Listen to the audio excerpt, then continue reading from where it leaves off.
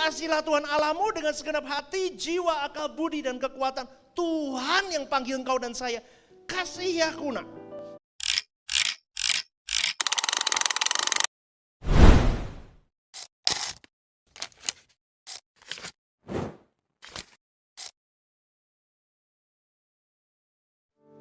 Ada perjalanan panjang, gak tahu berapa puluh tahun lagi kita masih diberi kesempatan sama Tuhan.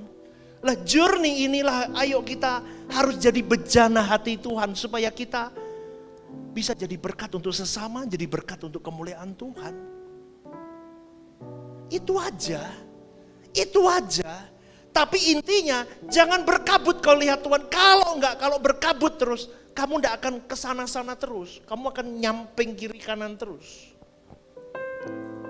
Ingat saudaraku, kita dipanggil dan dimampukan oleh Tuhan sendiri untuk hidup sepenuhnya bagi Tuhan.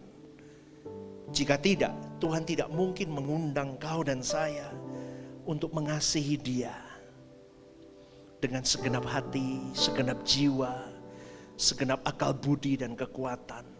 Kan Tuhan yang suruh, betul gak? Betul gak? Kasihlah Tuhan Allahmu dengan segenap hati, jiwa, akal budi dan kekuatan. Tuhan yang panggil engkau dan saya. Kasihi aku nak.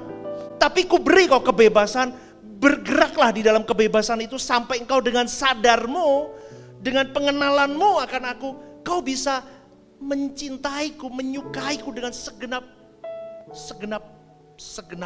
dan segenap. Lah untuk bisa turn over itu gimana? Dari yang cinta dunia turn over ke Tuhan.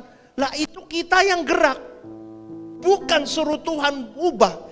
Kita yang gerak. Minta tuntunan Roh Kudus. Ketika gerak sakit, Roh Kudus yang membebat. Gerak lagi sakit, Roh Kudus yang membebat.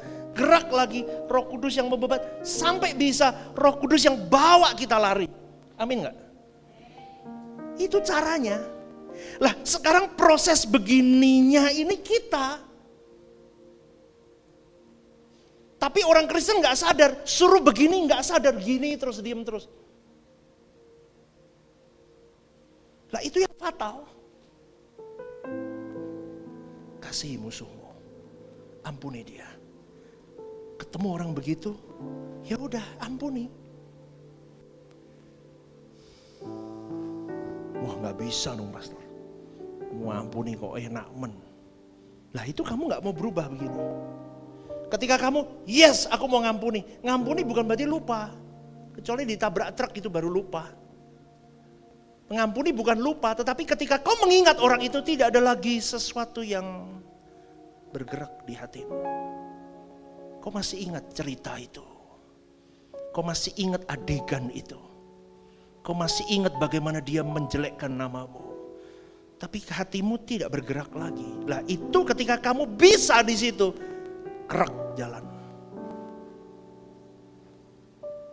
Melayani itu sampai mencucurkan darah.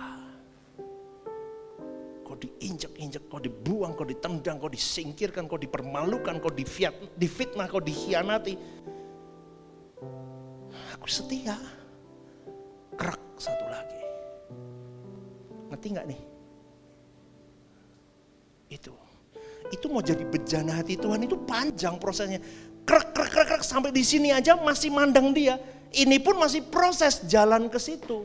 Pencinta suara kebenaran harus naik kelas. Jadi apa? Pelaku. Setelah jadi pelaku, kelasmu naik.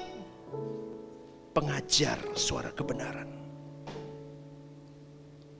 Anda di sini discipleship, dimuridkan. Saya sedang mencetak murid-murid yang memahami suara kebenaran, merenungkan dan melakukan.